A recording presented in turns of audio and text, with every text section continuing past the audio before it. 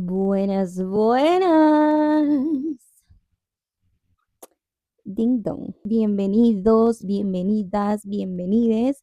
Hoy, por supuestísimo que vamos a hablar de libros y no cualquier libro, mi amor, porque esto ya se está poniendo interesante, ya se está poniendo tenso, ya hay ciertos detalles que ya nos vamos adentrando al meollo de la situación. Así que, claro que sí, hoy nos toca hablar de Harry Potter y el Cáliz de Fuego. Me presento, yo soy.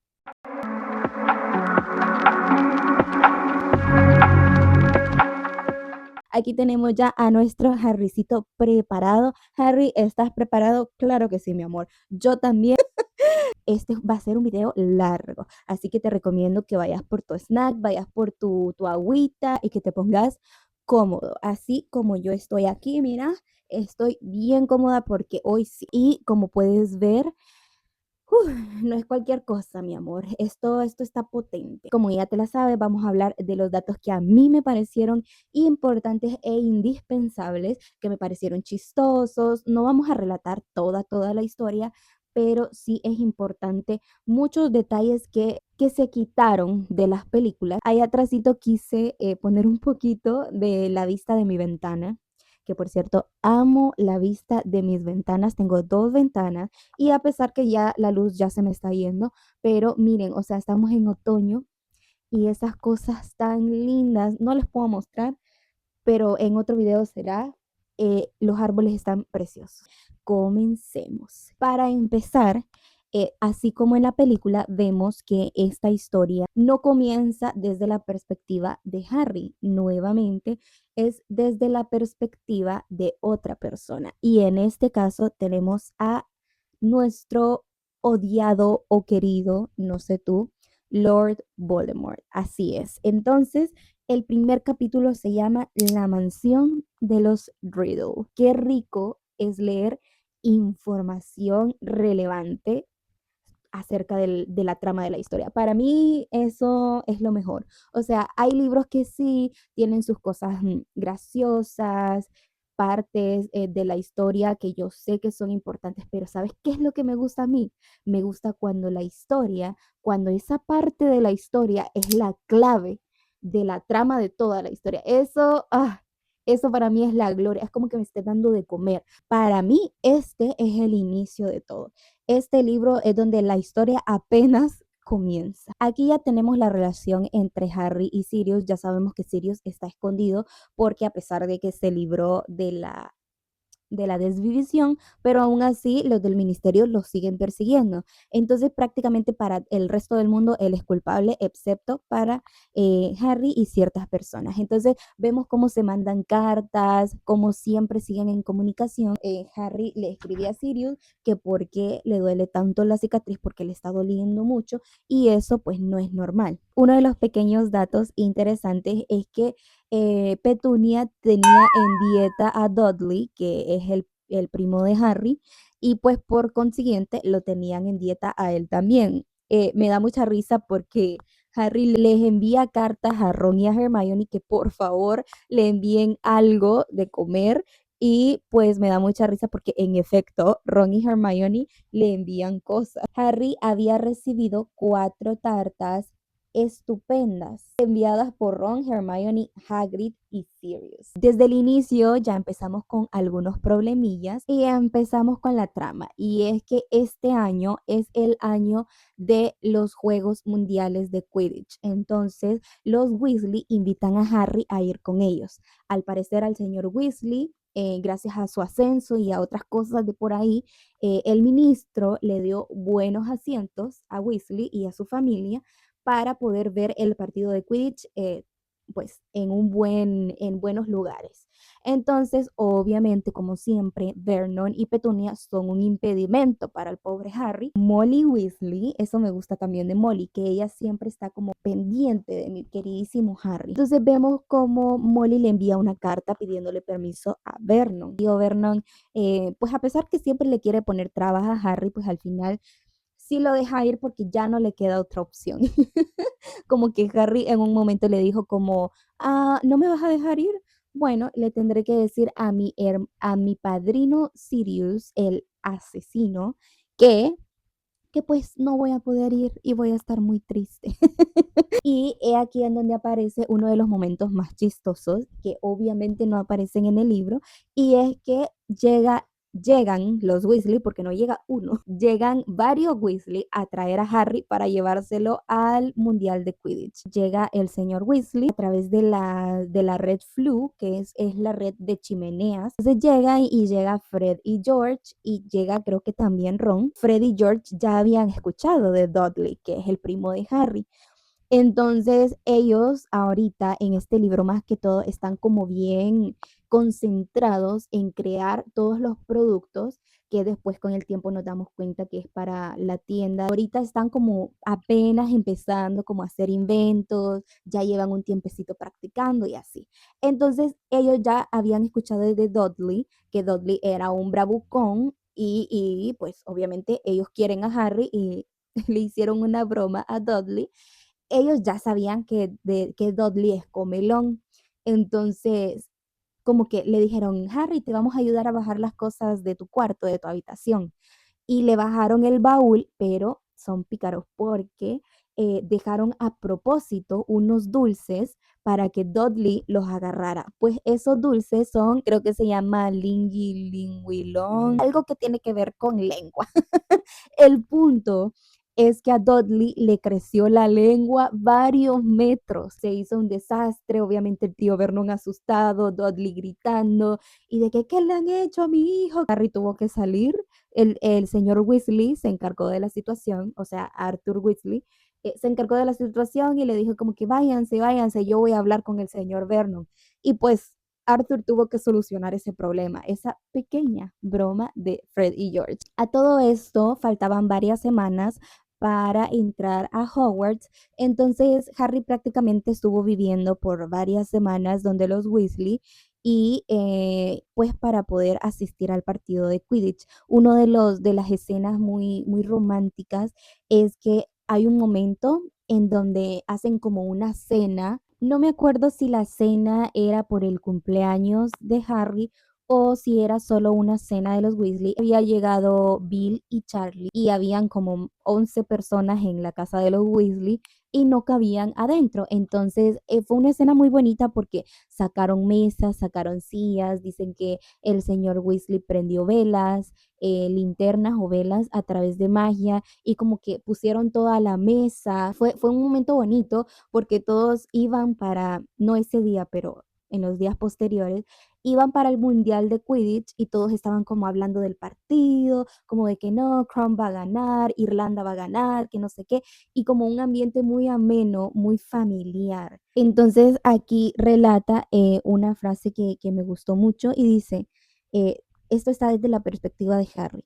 Había comido maravillosamente y se sentía en paz con el mundo mientras contemplaba a los gnomos que saltaban entre los rosales, riendo como locos y corriendo delante de Crushen. En este libro también vamos a observar mucho uno de los más grandes debates que he escuchado acerca de Harry Potter y la economía de los Weasley. He escuchado muchas críticas y pues ahora ya sé que son personas que probablemente solo han visto las películas y no han leído los libros. ¿Por qué lo digo?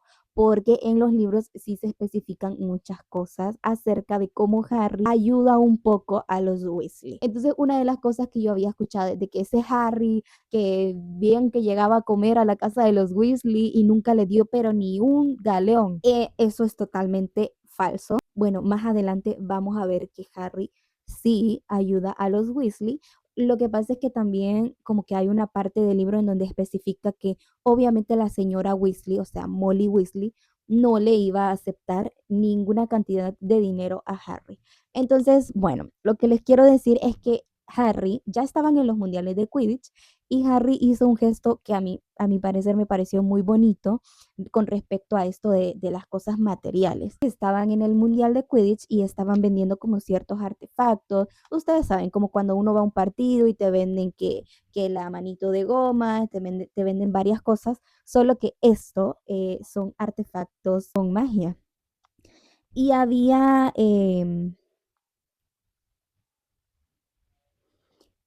unos omniculares que se podía volver a ver la jugada y pasarla en cámara lenta y te da un análisis de jugada a jugada. Eso es lo que hacen los omniculares. Entonces, obviamente eran un poco caros. Ron ya había comprado otro artefacto, entonces ya había gastado el pobre sus pocas moneditas que le quedaban. Entonces, Harry, como es pistudo, le dijo, deme tres, le dijo Harry al mago con decisión. Y le dijo Ron, no, déjalo así, poniéndose colorado, o sea que le tenía pena mi pobre Roncito. eh, Le cohibía el hecho de que Harry, que había heredado una fortuna de sus padres, tuviera mucho más dinero que él. Es mi regalo de Navidad, le explicó Harry, poniéndoles a él y a Hermione los omniculares en la mano. Esos omniculares eran caros, como para que Harry le dijera, es mi regalo de Navidad, y de los próximos 10 años era para que Ron aceptara los omniculares sin poner resistencia. Entonces, eso me pareció como muy tierno de parte de Harry, porque él sabía que Ron no tenía la misma posibilidad económica, pero él nunca, o sea, en todo lo que yo leí de Harry Potter, Harry sin ningún problema siempre le andaba pagando cosas a Ron. Entonces, no entiendo por qué a veces la gente dice, no, que Harry era un codo, que nunca le dio nada a los Weasley, que no sé qué. No, mi amor, no, mi amor, no hables sin saber de mi hermoso Harry, por favor. Él siempre estaba como comprándoles dulces, comprándoles cosas, helados, que aquí, que allá, haciéndoles obsequios, o sea, suficiente. Tampoco les va a resolver la vida. Una de las cosas que me pareció muy chistosa es que a veces hay cosas, no sé si a ustedes les pasa, hay cosas que según nosotros, los muggles, no tienen explicación y la escritora aprovechó para hacerlo pasar como que los magos existen y que según nosotros los muggles, pues son cosas que pasan y ya. Mientras que al final sí tiene una explicación mágica, por decirlo así. Aquí subrayé uno de esos momentos y dice, aquí ya estaban ya en los mundiales del Quidditch y estaban en la entrada para entrar al campo en donde iba a pasar el Quidditch. Siento que estoy repitiendo mucho Quidditch, Quidditch, Quidditch. El punto es que el guardia les estaba explicando a ellos que cómo funcionaba ese lugar y por qué los muggles no podían verlos, escucharlos, ni nada, porque por si no lo sabías, el mundo de Harry Potter no es un mundo alterno. O sea, no es como que estamos aquí y en otra galaxia, en otro universo, está el mundo de Harry Potter. No, era el mismo mundo, solo que los magos tratan de ocultarse. ¿Me entiendes cómo? Entonces hay ciertas partes en donde efectivamente, digamos que si tú vas a una montaña, como muggle, si tú vas a una montaña, tú la vas a ver vacía, pero probablemente en esa montaña haya un castillo o este Hogwarts, por ejemplo, solo que tú con tus ojos muggles no lo vas a ver. Entonces, algo así funciona el mundo de Harry Potter. Bueno, el punto era, el señor les explicó, cada centímetro del edificio tiene un repelente mágico de muggles. Cada vez que los muggles se acercan aquí, recuerdan de repente que tenían una cita en otro lugar y salen pitando. Dios los bendiga. Añadió en tono cariñoso. Esto lo estaba diciendo el señor Weasley. Entonces me da risa porque no sé si a ustedes les ha pasado de que están en un lugar y no saben a qué iban. O sea, o vas a la cocina a agarrar agua y a veces estás parado así en la cocina y no te acordás por qué estás ahí. Entonces me imagino que algo así fue esta escena, o vas a una cita y de repente, no sé, se te olvidó que dejaste la luz prendida o una vela prendida en la casa y te toca regresarte, cosas inexplicables que pues resulta que los culpables son los magos de Harry Potter. También hay otra referencia en donde sale que hay una criatura que se come los calcetines. algo así, como que se roba los calcetines o se come los calcetines. Entonces, esa es la explicación de por qué nunca encontramos los pares completos de los calcetines. Siempre tenemos uno de uno y otro de otro. Pues es esa criatura la que te los roba. No te preocupes, no eres tu bebé. Ok, entonces aquí ya empezamos con los datos importantes. Ay, mi patita. Pues aquí ya están en los mundiales de Quidditch. Aquí nos damos cuenta, para empezar, voy a mencionar uno de los personajes más importantes de este libro que no aparecen en la película y que tienen un gran papel y una buena participación con respecto a la trama de este libro. El personaje número uno es Winky. Sí, Winky es la elfina doméstica del señor Barty. Es la elfina de la familia Crouch. Esto tiene mucho que ver. También en este libro nos cuenta la historia de Barty.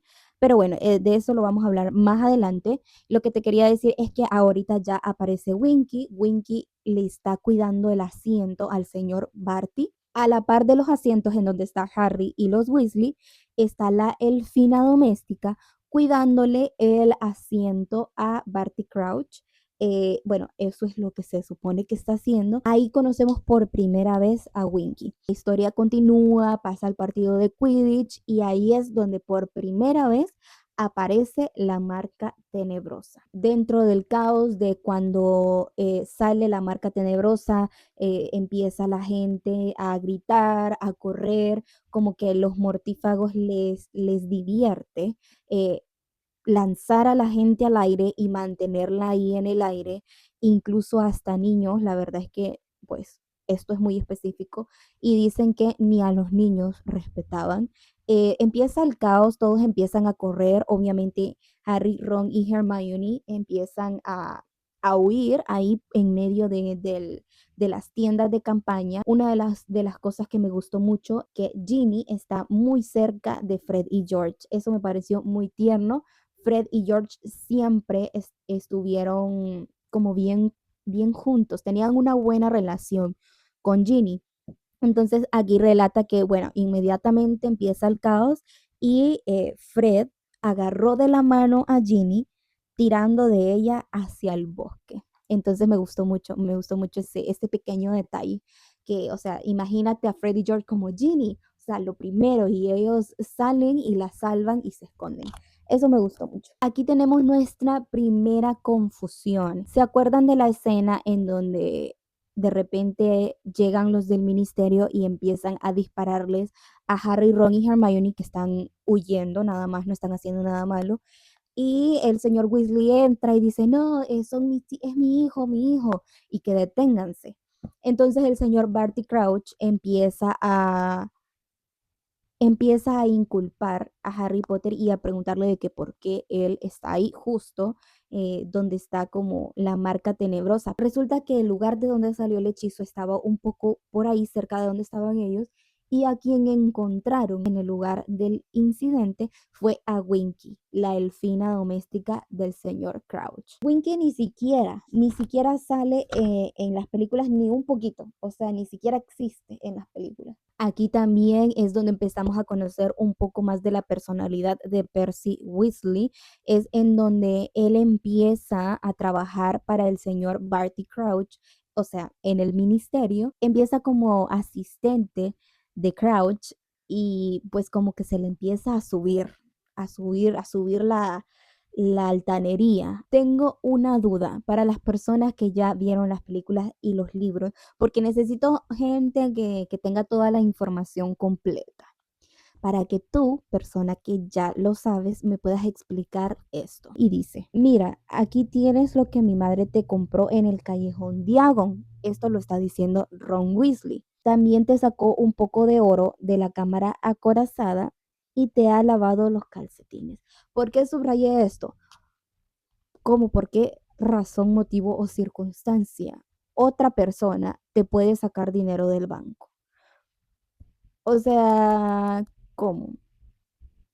No entiendo. Se supone que Gringotts es el lugar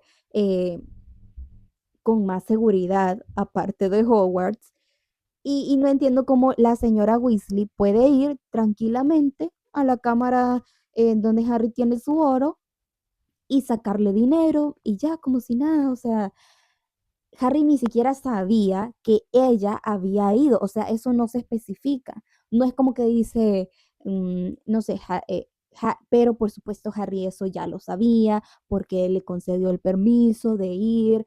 No se menciona si la señora Weasley tuvo que hacer algo para entrar a la cámara. Nada, o sea, simplemente porque sí. O sea, solo fue, le sacó oro de una cámara en donde no era la de ella. Obviamente, la señora Weasley no tiene malas intenciones. A lo que voy yo es como, ¿por qué? O sea, no entiendo, no entendí. No entendí nada. Alguien que me explique en los comentarios, por favor. El siguiente dato que te voy a decir es uno de los datos que probablemente te interesen mucho. Si vos querés saber de qué casa de Hogwarts sos, si sos de Gryffindor, Slytherin, Ravenclaw o Hufflepuff, entonces este es tu momento, porque así fue como yo más o menos pude adivinar de qué casa era. La verdad es que siempre he sabido que soy de Gryffindor, si les soy honesta, siempre he sabido que soy de Gryffindor, pero con esta información lo pude confirmar. Así que si quieres saber de qué casa de Hogwarts sos, quédate y escucha lo siguiente que te voy a relatar. Aquí estamos en la cena de los de primer ingreso, en donde el sombrero seleccionador les va a decir a los de primer ingreso de qué casa son. En las películas no sale cómo el sombrero seleccionador canta varias canciones y no solamente dice un pequeño discurso o no solamente te dice de qué casa sos, sino que cuenta historias, cuenta muchas cosas de Hogwarts en canciones. Entonces aquí te va. Dice, hace tal vez 1000 años que me cortaron, ahormaron y cosieron.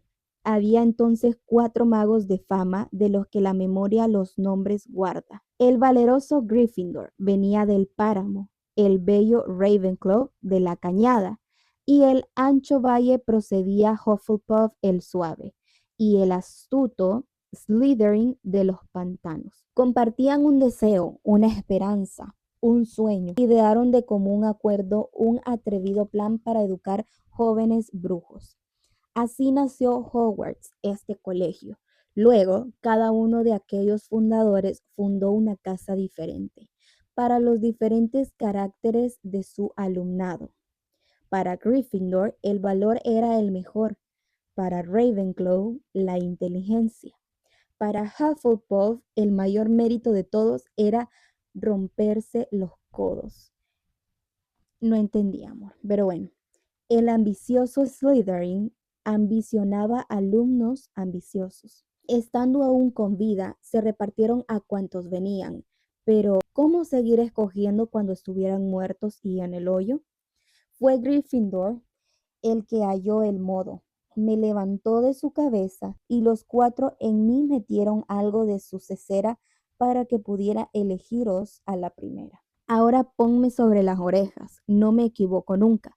Echaré un vistazo a tu mente y te diré de qué casa eres. Y así termina la canción. En los siguientes años vamos viendo que el sombrero sigue cantando canciones diferentes acerca de las casas, en donde nos relata un poco más de qué características tienen que tener cada casa para pertenecer a esa casa. Entonces, bueno, este es uno de los datos interesantes de los cuales saqué cierta información de la casa de Gryffindor. Por cierto, mi edición de libros es de la casa de Gryffindor. Cada casa tiene su propia edición. La de Ravenclaw es azul, la de Hufflepuff es amarilla, la de Slytherin es verde y esta de Gryffindor es roja y negra. Entonces, me encantó. Ay, aquí hay uno de los datos que me pareció tan importantes también. Es que no sé por qué se saltaron tantos datos importantes de este libro, la verdad.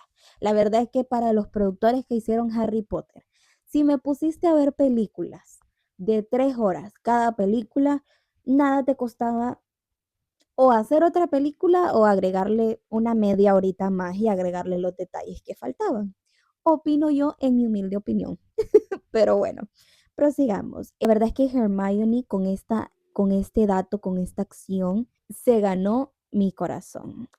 Para los que no saben, Hermione prácticamente en nuestro mundo y en nuestros tiempos la llamaríamos activista. Hermione era una persona activista que luchaba por los derechos de muchas criaturas mágicas. Y esto es algo que en las películas ni se menciona y me parece súper importante. Están en el gran comedor, Harry, Ron y Hermione, y Nick, casi decapitado, les comenta que los elfos domésticos son los que hacen la comida en Hogwarts. Entonces Hermione le dice, ¿aquí hay elfos domésticos? Y con expresión horrorizada, ¿aquí en Hogwarts? Pregunta Hermione. Claro que sí, respondió Nick casi decapitado, más que en ninguna morada de Gran Bretaña, de Gran de Gran Bretaña, según creo. Más de un centenar, le responde Nick casi decapitado. Nunca he visto ninguno, objetó Hermione. Bueno, apenas abandonan las cocinas durante el día, explicó Nick casi decapitado. Salen de noche para hacer un poco de limpieza, atender los fuegos y esas cosas, y se supone que no, que nadie tiene que verlos. Eso es lo que distingue a un buen elfo doméstico, que nadie sabe que están ahí. Hermione lo miró fijamente. ¿Pero les pagan? Preguntó. ¿Tendrán vacaciones, baja por enfermedad, pensiones, todo eso? Y Nick, casi decapitado, se rió con tantas ganas que la hoguera se le bajó y la cabeza se le cayó y quedó colgando. Entonces le pregunta, Nick casi decapitado le dice, baja por enfermedad y pensiones. Los elfos domésticos no quieren bajas por enfermedad ni pensiones, le respondió Nick casi decapitado. Hermione miró su plato que estaba casi intacto, puso encima el tenedor y el cuchillo y lo apartó de ella. Wow, o sea, Hermione prefirió dejar de comer porque para ella comer era como estar fomentando esa esclavitud de los elfos domésticos. Entonces, eso es lo que Ron le responde. Ron le dice, porque te mueras de hambre no vas a conseguir que tengan bajas por enfermedad, le responde el bruto de Ron. Y entonces Hermione dice, esclavitud, dijo Hermione respirando con dificultad. Así es como se ha hecho esta cena, mediante la esclavitud. Y se negó a probar otro bocado. Ahí donde la ven, Hermione es una hermosa activista y no solo de palabras, sino que hechos. La verdad es que es un ejemplo a seguir. ¿Quién diría? ¿Quién diría que en Hogwarts, pues puesto en las palabras de Hermione, hay esclavos? Porque eso lamentablemente es lo que son esclavos que trabajan y trabajan y trabajan para servir a otros y encima sin que nadie se dé cuenta, sin paga y sin nada. Vaya dato perturbador. No sé si recuerdan que yo les dije que Neville tiene mucho protagonismo en los libros, cosa que en las películas no se ve. Y esta es una de las escenas en donde vamos viendo qué está pasando con la historia de Neville. Entonces están en una clase de Ojo Loco Moody y les está enseñando cuáles son los 3 maleficios imperdonables. Les está enseñando el de el torturador, que es Crucio, el encantamiento Cruciatus. Les está dando un ejemplo con la araña. Esto claramente lo vemos también en las películas. A Neville le afecta un poco más. Dice aquí, las manos de Neville se aferraban al pupitre. Tenía los nudillos blancos y los ojos desorbitados de horror. Más adelante vamos a ver un poco más de la historia de Neville, pero uno de los pensamientos que recalqué aquí de Harry es que como Moody les enseñó con ejemplos las 3 maldiciones, Harry pudo ver también cómo Moody hizo desvivir a la araña. Entonces, uno de los pensamientos de Harry es el siguiente, de manera que así habían muerto sus padres, o sea, hablando de la araña, exactamente igual que esa araña. También habían resultado sus cuerpos intactos, sin herida ni marca visible alguna. Habían visto el resplandor de luz verde y oído el torrente de muerte acercándose velozmente antes de que la vida les fuera arrancada. O sea, eso fue uno de los pensamientos de Harry. Eh, es wow, o sea, Harry estaba pensando si como, así como la araña se había desvivido, también habría sido así, de la misma manera de sus padres. Y aquí subrayé una de las cosas que me dio tanta risa porque es tal cual. O sea, yo había visto memes de cuando, no sé si se acuerdan de cuando Dumbledore entra en donde está Harry para reclamarle de que si él puso su nombre en el cáliz de fuego. Entonces, en las películas, Dumbledore prácticamente tiene ganas de ahorcarlo, como, tú pusiste tu nombre en el cáliz de fuego. Y me da risa porque, o sea, literalmente lo agarra de la camisa y le dice, tú lo pusiste, dime la verdad. Y nunca hemos visto a Dumbledore de esa manera. Y pues resulta que en los libros no es así. Y yo ya había visto memes de que Dumbledore en esa escena, la película versus el libro. Y sale, se los voy a leer para que me crean.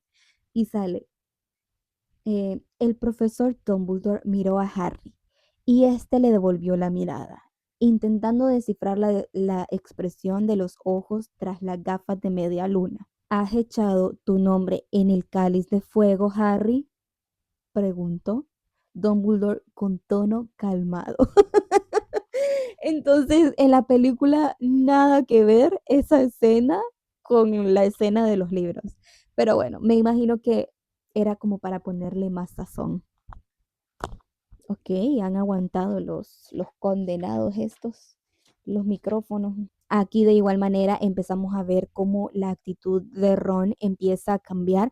Te voy a decir algo. Antes de esta escena, yo siempre consideré, bueno, en los libros, porque en las películas Ron siempre me cayó mal. En las películas Ron nunca me cayó como muy bien, no me terminaba de convencer y en las últimas películas mucho peor, su actitud fatal. Pero si te soy honesta, en los libros la actitud de Ron incluso hasta me cayó mucho mejor, o sea, porque lo consideré un buen amigo, siempre apoyó a Harry, siempre estaba al lado de Harry, nunca noté alguna actitud mala de parte de Ron hasta esta escena. Entonces, eso quería recalcarlo de que Ron para mí fue un buen amigo. Y aquí, a partir de esta escena, es en donde yo sentí que su actitud empezó a cambiar un poco. Pero bueno, coméntame qué te parece a ti Ron Weasley. O sea, ¿te parece buen amigo? ¿Te parece un buen personaje? Aquí te leo en los comentarios. Entonces, una de las cosas que recalqué es que, bueno, Ron se enoja porque él piensa que Harry metió su papel en el cáliz de fuego y él piensa que Harry siempre quiere ser el centro de atención y pues él está celoso. Él está celoso y le empieza a reclamar a Harry y se pelean. Entonces, una de las cosas que me llamó la atención es que Harry dice lo siguiente, bueno, piensa lo siguiente. Em, Harry allí de pie junto a la puerta, mirando las cortinas de terciopelo rojo, en aquel momento se quedó ahí parado. Las cortinas ocultaban a una de las pocas personas de las que nunca habría pensado que no le creería. Harry dice que en ese momento él se quedó en shock viendo a una de las personas de las cuales él nunca pensó que no le creería, o sea, que le iba a fallar. O sea, de todas las personas que no le iban a creer a Harry, que él no puso el nombre en el cáliz de fuego, nunca se imaginó que una de esas personas fuera Ron Weasley. En estos libros noté la importancia que Harry le da a Ron a su vida. O sea, que para la vida de Harry, Ron es una de las personas más importantes.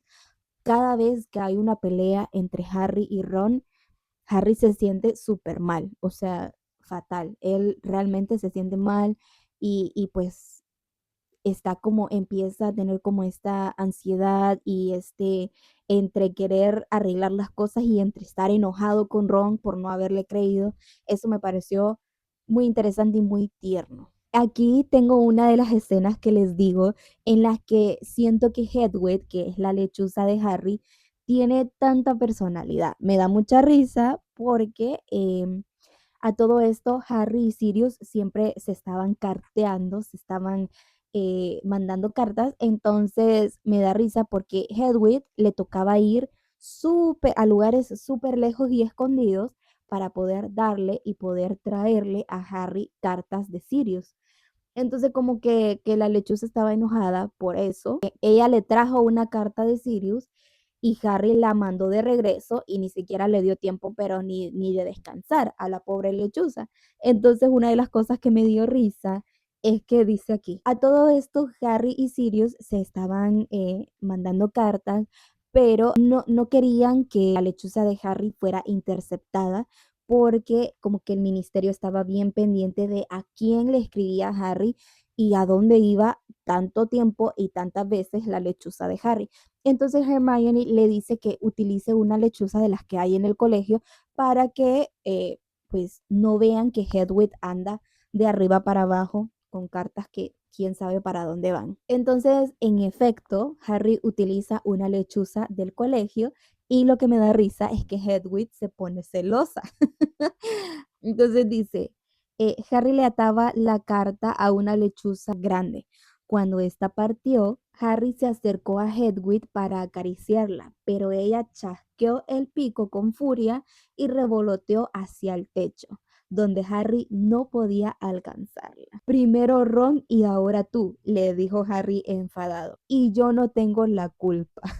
Entonces, esto me dio mucha risa imaginarme a la lechuza como, no me vas a utilizar a mí. Bueno, me voy. El torneo de los tres magos comienza. Aquí es donde conocemos a Rita Skeeter, que también hay unos datos súper interesantes de Rita. Una de las escenas que no aparecen en las películas es que antes de empezar el torneo de los tres magos, llaman al señor Ollivander, que es este señor que fabrica las mejores varitas de Londres y lo llaman para que vaya a revisar la varita de cada uno de los competidores para ver que todo esté bien, que todo funcione bien y que todo esté en óptimas condiciones. Esta prueba es algo que no se hace en las películas, me imagino que es una escena extra, una escena de relleno, no sé si ya lo había mencionado, creo que no, y es que Hermione fundó una asociación. Esto debido a los derechos de los elfos y criaturas mágicas. Esto es súper importante.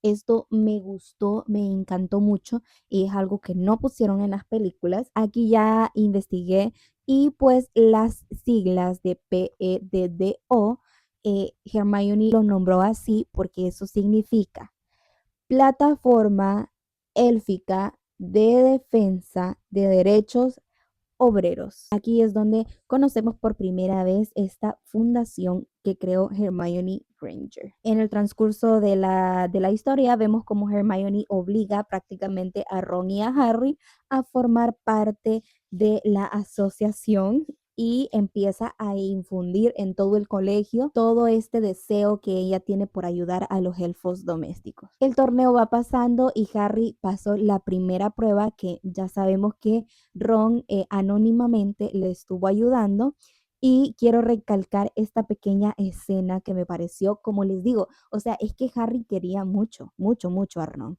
Entonces, bueno, a Ron se le pasa la enojura después de que Harry cruzó la primera prueba y pudo conseguir el huevo que protegía al dragón. Bueno, lo estaban felicitando en la casa de Gryffindor, estaban haciendo una fiesta y en eso Ron se le acercó y le dice, Harry, has estado genial. Harry, dijo Ron muy serio, quien quiera que pusiera tu nombre en el cáliz de fuego, creo que quería matarte. Entonces nos metemos al pensamiento de Harry. Fue como si las últimas semanas no hubieran existido, como si Harry tuviera a Ron por primera vez después de haber sido elegido campeón. Harry salió de la tienda con Ron a su lado, hablando sin parar. Esta fue la reconciliación entre nuestros queridos Harry y Ron. Varios días después, constantemente, vemos cómo Harry recalca que a él no le importa nada porque Ron está a su lado. Ok, me tomé un breakcito. Después de que Harry liberó a Dobby es cuando lo volvemos a ver por primera vez después de ese suceso. Y esto fue porque Harry, Ron y Hermione querían ir a Bueno, ellos no querían ir. Hermione los obligó a ir a ver a las cocinas, a ver cómo era y dónde es que estaban trabajando los elfos domésticos de Hogwarts. Entonces ahí se encontraron a Dobby. Entonces me gustó mucho esta parte, desde el momento en el que lo vio, se le echó encima, le dio un fuerte, fuerte abrazo. Dice aquí que lo único diferente de Dobby al volverlo a ver después de verlo como un esclavo era la ropa. Así es. Cuando Dobby trabajaba para los Malfoy, siempre vestía de la misma funda de almohadón vieja y sucia, pero aquel día llevaba la combinación de prendas de vestir más extraña que Harry hubiera visto nunca. Al elegir él mismo la ropa, había hecho un trabajo aún peor que los magos que habían ido a los mundiales. Contexto, los magos que fueron a los mundiales trataron de vestirse como muggles y empezaron a combinar como outfits todos raros. De sombrero llevaba una cubretetera en la que había puesto un montón de insignias y sobre el pecho desnudo una corbata con dibujos de herraduras. A ellos se sumaba lo que parecían ser unos pantalones de fútbol de niño y unos extraños calcetines. Harry reconoció uno de ellos como el calcetín negro que él mismo se había quitado, engañando al señor Malfoy para que se lo pasara a Dobby, con lo cual le había concedido involuntariamente la libertad. O sea, el señor Malfoy se la concedió involuntariamente. Y el otro calcetín era de rayas de color rosa y naranja. O sea, este es un dato que realmente en las películas no se aprecia. La única prenda que le vemos a Dobby cuando ya aparece en las siguientes películas son unos pequeños zapatitos, pero no nos damos cuenta de que realmente Dobby sí aprovechó su libertad y de la manera tan loca en la que él se vestía, como nunca se había vestido de ninguna otra forma que no fuera ese trapo sucio y viejo. Al ser un elfo libre, al ser un elfo libre, él se vistió con todo lo que encontró. Hablando de Dobby, otro dato súper interesante es que cuenta la historia que Dobby, después de ser un elfo libre, estuvo buscando trabajo por muchos lugares y por 3 años creo que fue, en donde pues él buscaba trabajo, pero él quería que le pagaran, o sea, él ya no quería ser un esclavo. Entonces, obviamente, Dobby cuenta que nadie le quiso dar trabajo hasta que llegó donde Dumbledore. Él le pidió trabajo a Dumbledore y Dumbledore, el amor de mi vida, ¡mua! Dumbledore, donde sea que estés en estos momentos, que ya voy por los últimos libros, entonces ustedes se imaginarán dónde está. El profesor Dumbledore les ha dado trabajo a Winky y a Dobby, señor. Eso lo dijo Dobby. Dumbledore les está pagando por trabajar en Hogwarts. O sea, no a todos los elfos, porque es que es bien difícil como cambiarle la mentalidad a todo un grupo de personas. ¿Son personas? Bueno, ustedes me entienden, no son personas, pero ajá. Cambiar de mentalidad porque a veces las personas, aunque estén en una situación de peligro o aunque estén en una mala situación, depende mucho de la mentalidad de la persona, que a veces las personas les gusta estar mal. Y no porque realmente les guste estar mal, sino que porque eso es lo que ellos piensan, o sea, ellos piensan que están en la verdad. Entonces, bueno, me salí del tema, pero esto es lo que pasa con los elfos domésticos, que ellos son esclavos, pero a ellos les gusta ser esclavos. Es un honor servir a los magos. Pues es bien difícil. En este libro vemos cómo Hermione intenta liberarlos. Bueno, uno de los datos súper interesantes que se me había pasado es que Hermione empieza a tejer gorros y a tejer calcetines y bufandas para poder liberar a los elfos domésticos, porque ella sabe que los elfos domésticos van a llegar en la noche y les van a acomodar las cosas y van a limpiar y de repente van a agarrar un vaso, van a agarrar un libro o van a agarrar algo. Uno de los datos interesantes es que después los elfos no les gusta ir a limpiar a la torre de Gryffindor, precisamente porque se dieron cuenta que Hermione los quiere liberar y ellos no quieren ser liberados, así como lo escuchas. Y resulta que, acordate de lo que te había dicho de Winky. Bueno, lo de Winky es que el señor Crouch al final despidió a Winky, porque en vez de culpar a Harry, pues al final culparon a la elfina doméstica. Desde ese entonces, Winky ha estado en una depresión profunda y como que Winky y Dobby son amigos, supongo. Nada, no pasó nada extraño, entonces supongo que son amigos. Y Winky trata de animar a, Dobby trata de animar a Winky porque el señor Crouch la liberó.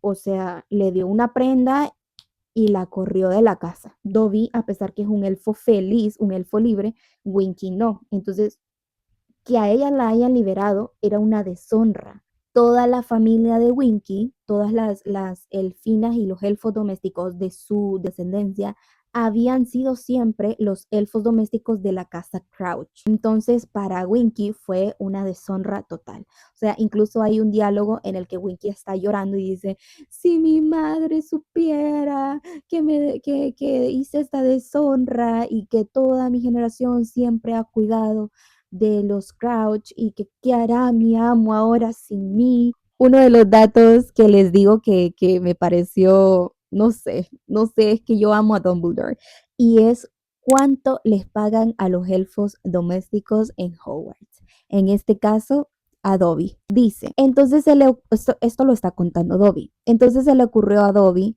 ¿por qué Dobby y Winky no buscan trabajo juntos? Porque los dos estaban desempleados. Así que Dobby y Winky vinieron a ver al profesor Dumbledore y el profesor Dumbledore los contrató. Recuerden que los elfos hablan en tercera persona. Entonces, Dobby sonrió muy contento y de los ojos volvieron a brotarle lágrimas de felicidad. Y el profesor Dumbledore dice que pagará a Dobby si Dobby quiere que se le pague. Y así Dobby es un elfo libre, señor. Y Dobby recibe un galeón a la semana y libra un día al mes. O sea que le pagan un galeón a la semana y tiene un día libre al mes.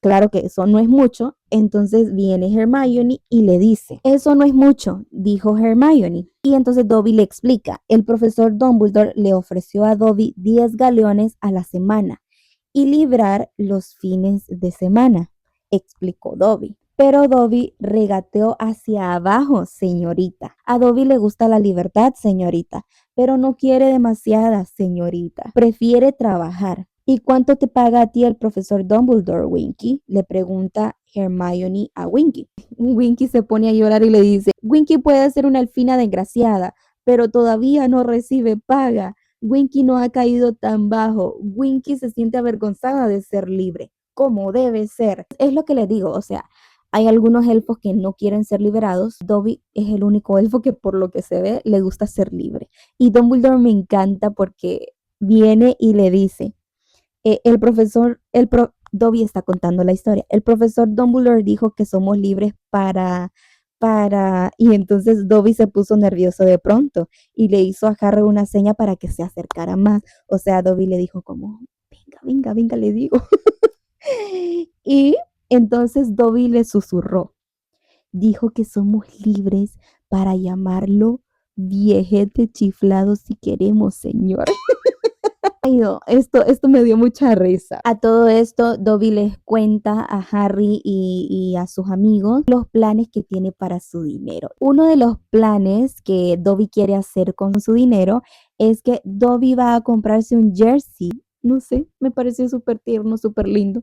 Continuemos. Por cierto, otro dato interesante de Dobby es que la prenda favorita de Dobby son los calcetines. Con el tiempo también vamos viendo que Dobby se une a la lista de personas que le obsequian regalos a Harry. Entonces, aquí estoy leyendo una escena de Navidad en donde Dobby le regala algo para Navidad a Harry y esto me parece wow, de verdad. Es que, ¿saben qué opino yo de los regalos de cumpleaños, de Navidad o de lo que sea? Yo siento que una de las cosas más importantes a la hora de dar un regalo es con qué intención tú das ese regalo. No importa el precio, y esto lo digo muy sinceramente. Yo sé que hay muchos memes en donde la gente dice, ay, a mí sí me importa el precio. Obviamente no le vas a regalar una bolsita de confite, aunque yo creo que si esa bolsita de confite tiene un significado para ti, regálale esa bolsa de confite. O sea, incluso hablando de ese exacto ejemplo, es un ejemplo que vamos a ver más adelante en el siguiente libro. Hay una escena en donde Neville guarda pequeñas bolsitas de caramelo y las guarda. ¿Por qué? Porque para él es importante eso que está guardando. Entonces, bueno, ese es otro tema. El punto es la siguiente escena. Entonces, Dobby le regaló a Harry algo para Navidad y Dobby le entregó aquí dice, Dobby le entregó entonces un pequeño paquete a Harry, que resultó ser un par de calcetines. Dobby los ha hecho él mismo, señor, explica el elfo muy contento. Ha comprado la lana con su sueldo, señor. Entonces es lo que les digo, o sea, imagínense que al final Dobby gana un galeón a la semana y él compró la lana y lo tejió con sus propias manos para darle un regalo a Harry. Yo te amo, Dobby. Más adelante también vemos un gesto bonito de Ron y Harry hacia Dobby y te lo voy a leer porque aquí lo subrayé y le puse muchos corazoncitos. Dice, fueron a tiros largos moda a comprar un regalo para Dobby y se divirtieron eligiendo los calcetines más estrambóticos que vieron, incluido un par con un dibujo de refulgentes estrellas doradas y plateadas, y otro que chillaba mucho cuando empezaba a oler demasiado. Entonces, qué gesto tan bonito. También vemos cómo Harry le devuelve ese cariño a Dobby. Ok, aquí ya entramos ya a los detalles más importantes de la trama. Es lo que les digo, a veces siento que los libros de J.K. Rowling, bueno, los de Harry Potter, no he leído otros, eh, tienen como bastante relleno, porque si se dan cuenta, este es un libro un poco grueso, gordo, y apenas por aquí, esta parte de aquí es en donde empieza lo bueno. Entonces, bueno, empecemos con la primera escena importante que no aparece en las películas. Todo el torneo obviamente va pasando, van pasando los meses, cada vez se van preparando más para la última prueba. Un dato interesante de la segunda prueba es que quien ayuda a Harry a poder respirar bajo el agua, ¿se acuerdan que era Neville? Neville le dice como, mira, estas branquialgas son para que puedas respirar bajo el agua. Obviamente, Ojo Loco Moody está detrás de todo esto, pero en los libros no es así. Quien le ayuda a superar esa segunda prueba es Dobby. Como que Dobby escuchó que Harry tenía problemas para resolver esa segunda prueba, entonces Dobby lo ayudó, él fue el que ayudó a Harry con esas branquialgas. Y una de las cosas importantes que tienes que saber es que a todo esto, la depresión de Winky era muy grande. Tenía que haber pasado algo muy fuerte para que Winky estuviera tan deprimida. Anota ese dato importante. A todo esto, que el tiempo va pasando, la historia nos relata que el señor Barty Crouch, como ya sabemos, Percy Weasley es el asistente de Barty, entonces hubo un lapso de tiempo en el que Barty se desapareció y Percy Weasley lo cubría en reuniones, tenía que ir aquí, tenía que ir allá. Y lo raro de todo esto es que Barty no aparecía, estaba como medio desaparecido y de vez en cuando aparecía con una actitud extraña y siempre trataba de estar como un poco escondido. Entonces como que ahí hay gato encerrado. Hasta que un día Crump le pide a Harry que si puede platicar con él.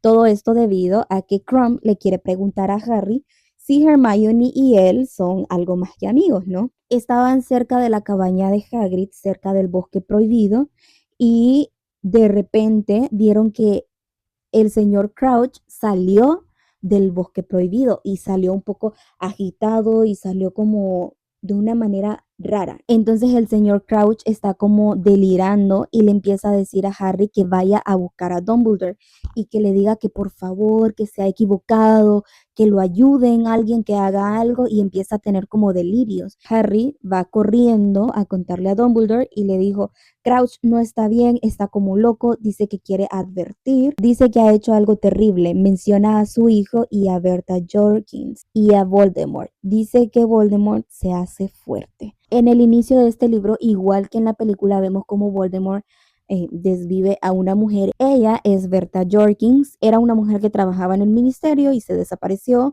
y como que han estado tratando de encubrir ese asesinato. Lo raro de todo esto es que de repente cuando Harry regresa con Dumbledore, Crumb, que se quedó vigilando supuestamente al señor Crouch, está tendido en el suelo y nadie sabe qué le pasó y el señor Crouch desapareció. Mientras la historia continúa, que tú ya te sabes esa historia, quiero recalcar uno de los datos súper importantes que no sé por qué, no sé si soy la única, yo no me había dado cuenta, la verdad es que no sé si aparece en las películas, pero no sé si alguna vez te has preguntado dónde están los padres de Neville Longbottom. Aquí es donde está la información de los padres de Neville.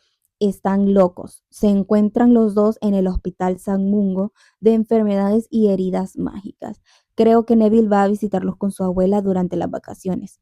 No lo reconocen. Pues sí, al final Barty Crouch Jr. torturó a los padres de Neville con el hechizo Cruciatus hasta tal punto que ni siquiera los desvivieron, sino que los torturaron hasta la locura. Yo siento que eso es aún peor porque Neville tiene que ir a visitarlos y, o sea, él ve a su madre, ve a su padre y ellos no lo reconocen. Ok, y he aquí el último dato interesante para culminar con este libro. Te lo voy a tratar de resumir con mis propias palabras porque la verdad es que está un poco largo. Y es que, ¿por qué te dije que te memorizaras lo de Winky?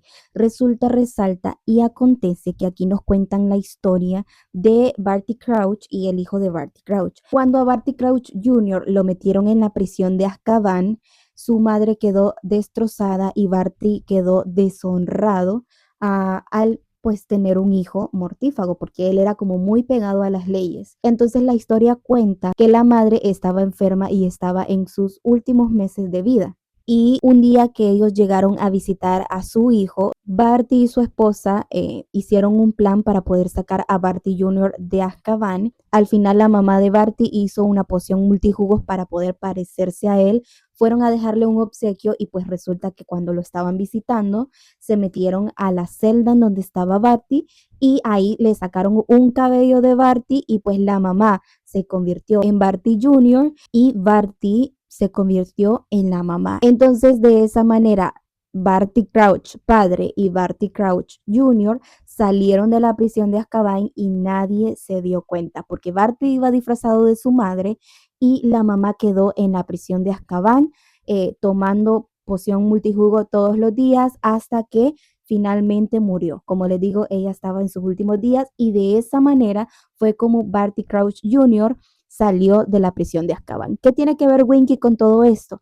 Que Winky estaba demasiado triste porque Winky era la encargada de cuidar a Barty Crouch Jr. Entonces Barty estaba encerrado en su casa para que nadie descubriera que él había salido de la prisión de Azkaban. Entonces Winky era quien se encargaba de él y ella sabía que eso era un secreto. Entonces a la hora de despedirla, la depresión que a Winky le dio era saber que qué iba a hacer ahora sus amos sin ella y qué iba a pasar con Barty Crouch Jr.